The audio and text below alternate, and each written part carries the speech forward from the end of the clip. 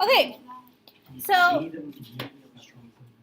this week is modeled really closely after last week, where the first day was just like, hey, this is what a sequence is.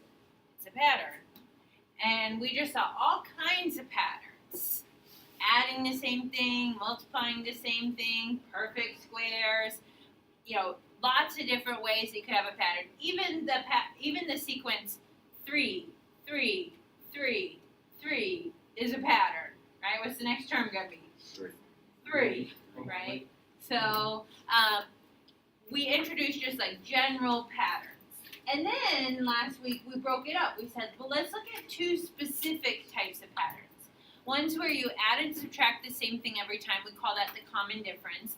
And those were arithmetic sequences. And then other patterns where you multiply or divide by the same thing every time. We call that a common ratio. And those are the geometric sequences. So yesterday, I just introduced the idea of a series. Can someone in their own words tell us what's the difference between a sequence and a series? Luke? A sequence is a list of numbers, and then a series is when you add them all up. Excellent. A sequence is a list of numbers. A series is adding up all the numbers. So we saw the commas in the list were replaced with plus signs, like add up all these terms. And yesterday we just looked at all kinds of series. Could have been arithmetic, could have been geometric, could have been neither of those two.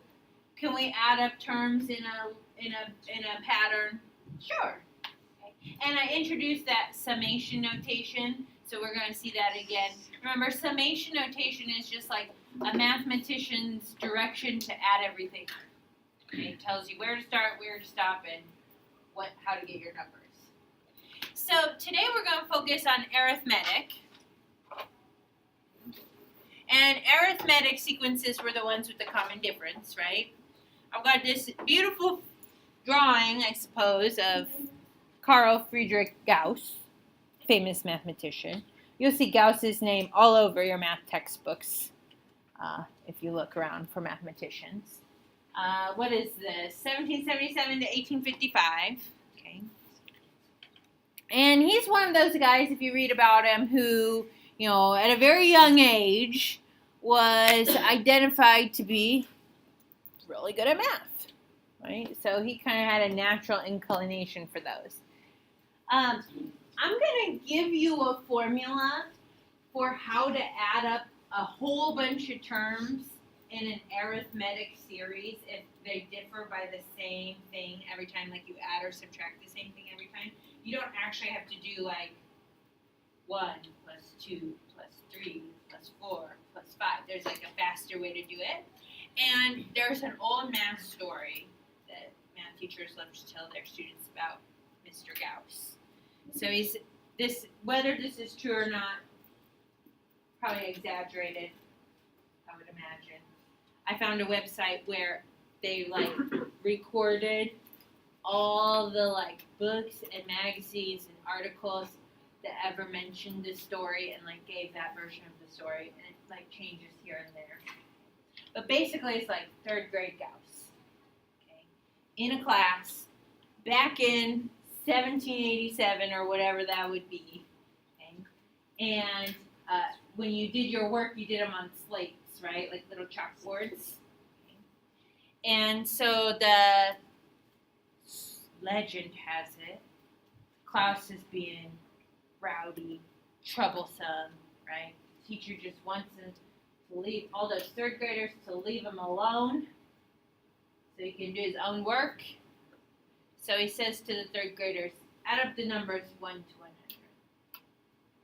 And thinking oh, I got 100 third graders, right? They're going to be using how many slates to do 1 plus 2 plus 3 plus 4.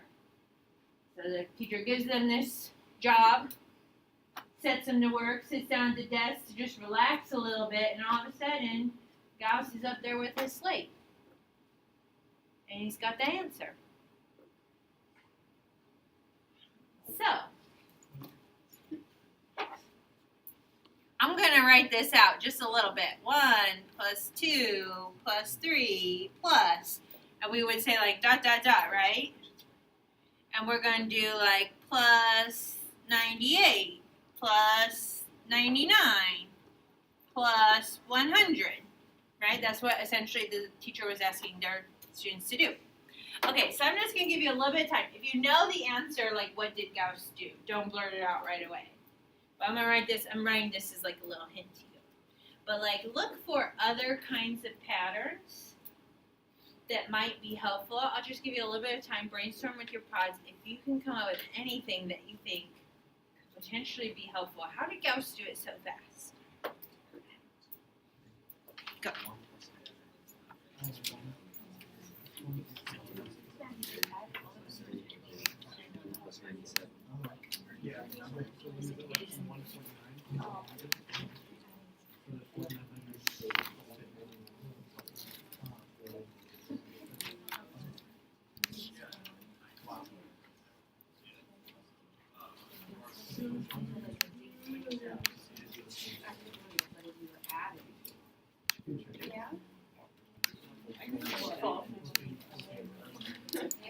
Thank you.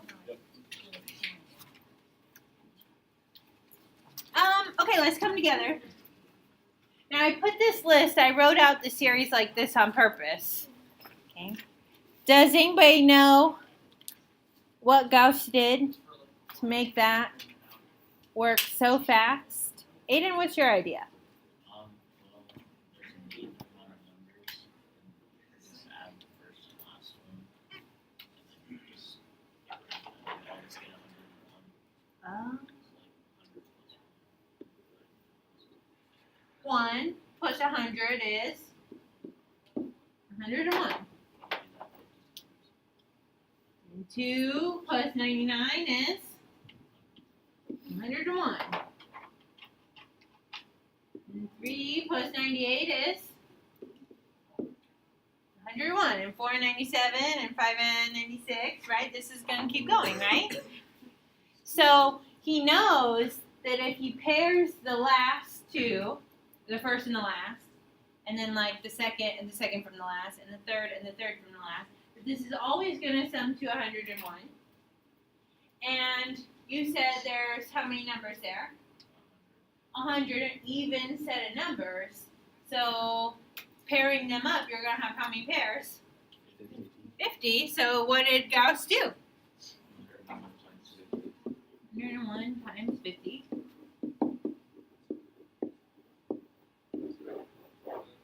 That's a lot faster than doing 1 plus 2 is 3, plus 3 is 6, plus 4 is 10, plus 5 is 15, right? Okay, so he just took his slide out and did it. Now, this is where your formula is going to come from. And if you think about, well, maybe before I show you the next formula, let's just make up some other arithmetic series. So what do you want the first term to be? 3. 3. And how much do you want to add to each term? 6. 6. Okay, so it would be 3 plus 9 plus 15 plus dot, dot, dot. And I'm going to have to do a little bit of work here. 3. Oh, well, now I don't have to do any work. What am I thinking? I'll just make 30. Let's do 36 plus 39 plus 42. Okay, let's see if Gauss's idea holds, right? I'm just like, oh, sorry, adding 6. You're right. Whoops. I was looking at the 3. 42 plus 48, right? Did I do it right this time? Okay, so let's say I said add up like X amount of multiples, the first 16 multiples of 3, right? These would be multiples of 3. I mean, multiples of 6. No, it's not multiples. I'm thinking, okay, I probably shouldn't have let you make the first term, right? Mess me up. Yeah. It's an arithmetic sequence that has a common difference of 6. Okay. 6 and, what would that be? Minus 3 is my rule. Okay, so let's see if the pairing up matches. The first term plus the last term is 51. And the second term plus the second to last term is 51. And the third, 51. Okay. Now, what would you think will happen if you don't have an even set of numbers? Well, you have an odd set of numbers. Make as many pairs as possible, and then you just add the last one. Yeah, you'll have pairs like 51, 51, 51, 51, and then you'll have a number in the middle that just gets added in. Okay. So, here's your formula for arithmetic series. When I say rule in sequences in series, remember rule just really means formula.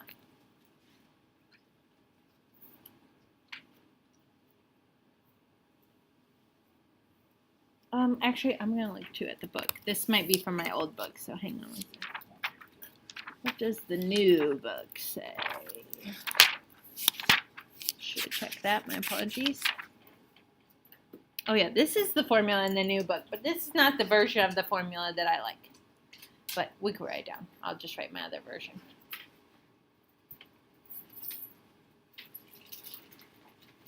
Okay.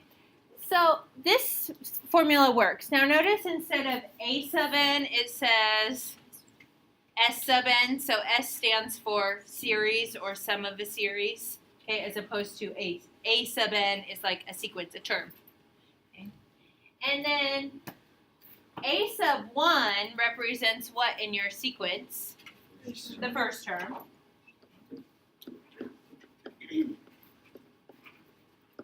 A sub n is the nth term, which in this case can also be thought of as like your last term, right? It's like add up the first 100 integers. Then A sub n, A sub 100 is 100. That's the last number that you want to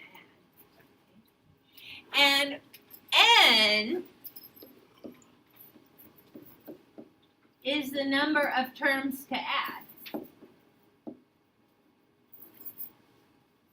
So like when Aiden was describing what Gauss did for us, we were adding up 100 different numbers from 1 to 100. There was an even number of them, right? 100. Okay. Now, the version that I actually like, and you can go either one of these, would be more along the way that Aiden had described what Gauss did. So Aiden first told us about how Gauss took the first term and the last term and added them up, right? So we do have an A sub 1 plus A sub n.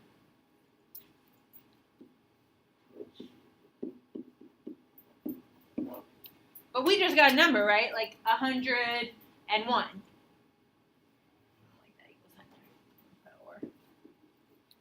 And then Aiden also described, well, when you pair those up, you have half as many as the numbers that you want to add, right? So if you want to add n numbers, then take that number and divide by 2.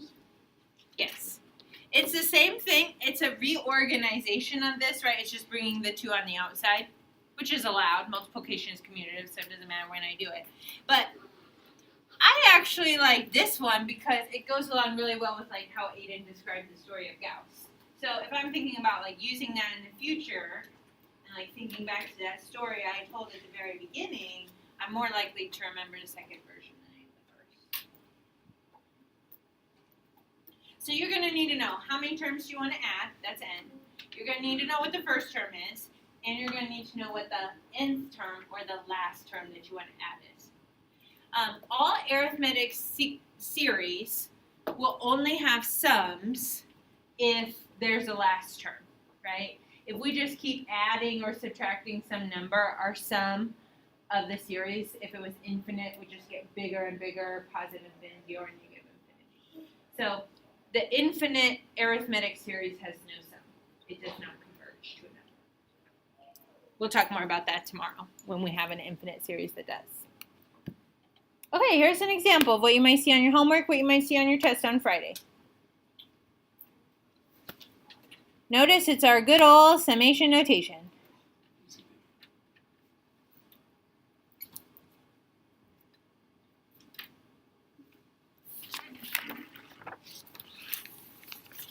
Now, yesterday, you would have just found all those terms, right? So remember, if worse comes to worse, and you do not know where to start, you could find all these terms and add them up. I'm hoping, since we're going from 1 to 22, that you do not. Okay? So I'm hoping that you recognize 2i plus 5. That looks like an arithmetic rule, right? Doesn't it kind of look like mx plus b? Or dn plus a sub 0? Any of those versions I've given to you? Anytime you have that multiplication by your number and then just add a number, that's arithmetic. So then, if it's arithmetic, I could do the sum of n values is n divided by 2 times the sum of the first term and the last term. And I just need to find out what those things are. So I'm just copying down my formula. So what's n? How many terms you want to add? 22. So S sub 22 means the sum of the first 22 terms is equal to 22 over 2 times. What's your first term? 7. How are people getting 7? Good luck. Plug in 1 into the rule, right? 2 times 1 plus 5. So a sub 1 is 2 times 1 plus 5, which is 7. And then how will we get a sub n? 722, right? Our last term is 22. So we're going to do a sub 22 equals 2 times 22 plus 5. So what is that, 49? So that's 11 times 56. Can somebody get that sum for us?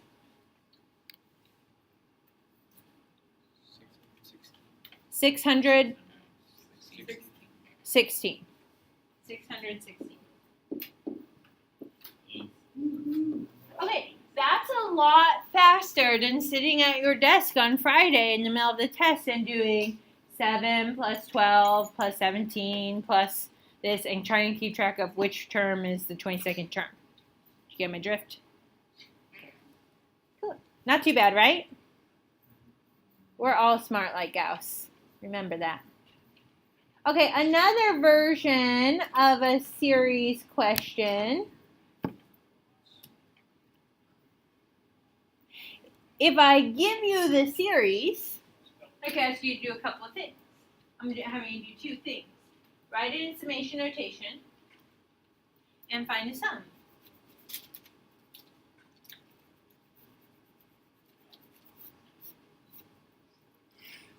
So this one, I'm going to let you kind of brainstorm. Think about all the things we did over here in summation notation. How are you going to figure out what goes in your summation notation over here? Chat with your group members. I'll be coming around.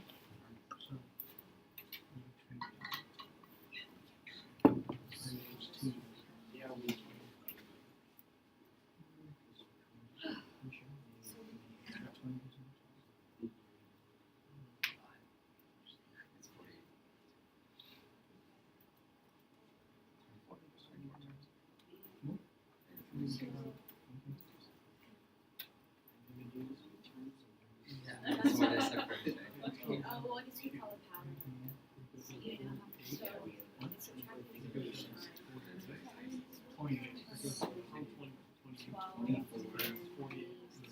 I can't really read it. Let's just take 20 minus 12. Find the difference. Oh, that's I minus. So before you Well, then your first term would be 2 minus 12, which is negative 10. Oh, 20 minus 2. You can probably, so 20 minus 2 times 1. And then your first term is not 0. So I think you're on the right track.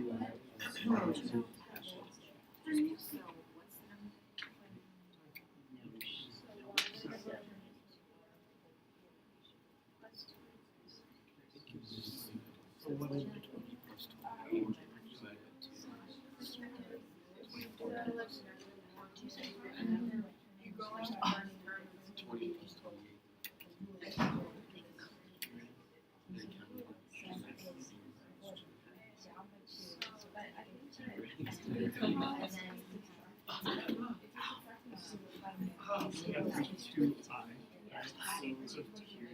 Yeah, negative 2I. Something minus 22 minus yeah. Well, there would be a few different ways. What are you thinking about doing? Okay, so if you don't want to do that repeated subtraction, subtract 2, then I would say your And then how do you common difference is 2, -2. A1 And I would maybe attempt to write rule for the sequence, not the series. So, and negative 20. no, You add them up to If you negative keep 8. subtracting 2, how do you start your rule? 24 divided by 2. Negative 12. -2, -2, -2, -2, -2, n times. A sub 1 plus a sub n. What's a sub n? That's ancient. Yes. It should look like mx plus 2, shouldn't it?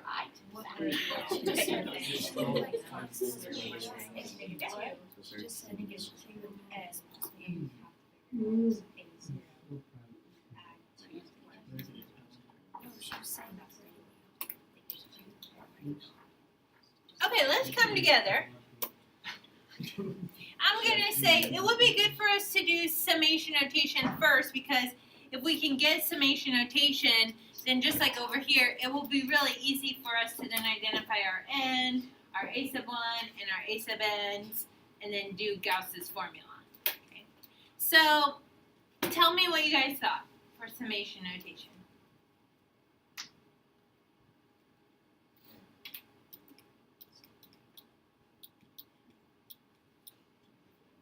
Jacob. So to like find how many like terms there are, I did the difference of 20 and -28. Okay, did you do 20 minus -28? Yeah. Okay. So you got 48? Yes. And then I knew that the differences of between each term was 2, so then I divided that by 2.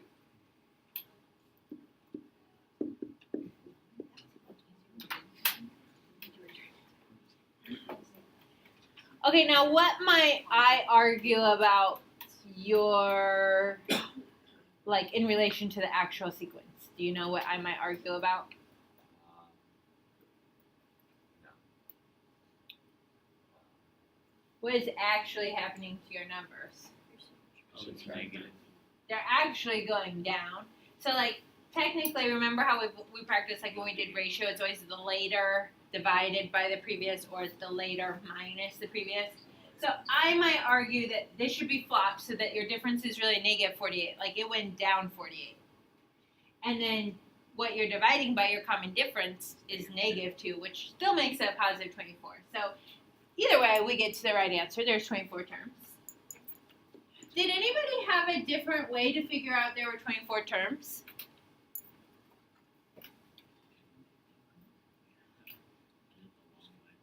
What would be your long way, Aiden? 20 and subtracting 2. Yeah, like counting it out, right? Like, so like 20, 18, 16, 14, 12, right? Finger counting, sure, yeah, that's a method. Okay? Any others?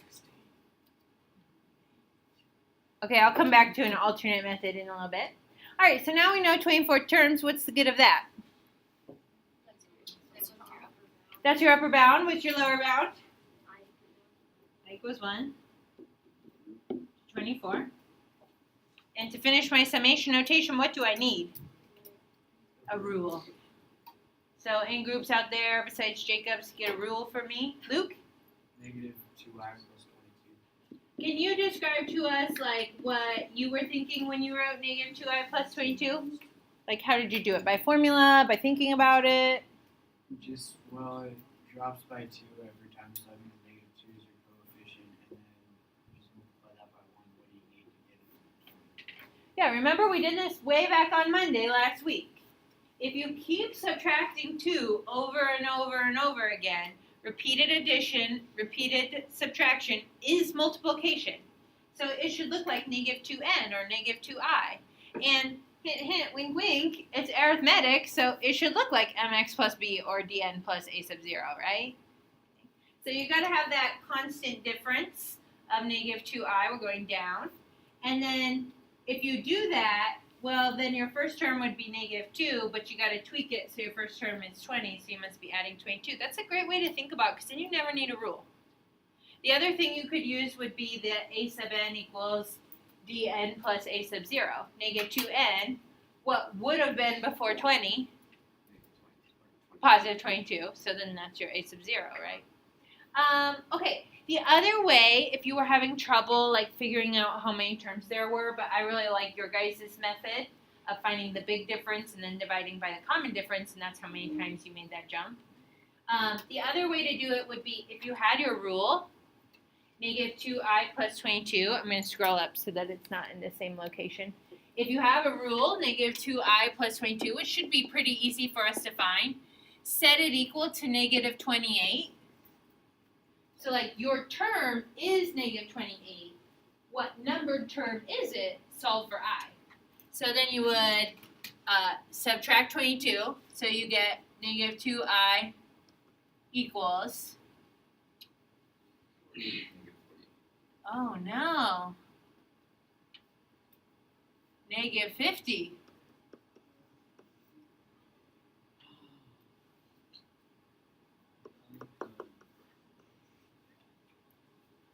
Which one is right?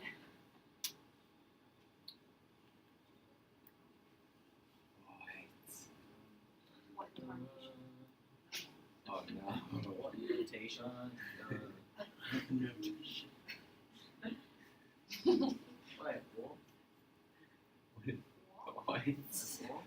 Well, how could you check which one is right? Plug it in. Plug it in. Okay, if we did negative 2i times 24, we would get negative 48. Plus 22 would be negative 26. You didn't want to say it because you didn't want to be wrong, right? Ooh, can you explain, like, if you want to use your method, why is it one more? I didn't even catch that. Yeah. It's not really because of a sub 0. Well, yeah, it's not really a sub 0 that's the problem. Think about how you got this answer, right? You found the big difference between the first and the last number. And the big difference was really negative 48. And then when you divide it by negative 2, that's the common difference. That's how many times you added the common difference. So you added the common difference 24 times. But if you start on the first term and you add the difference 24 times, that's really the 25th term. Oh, light bulbs.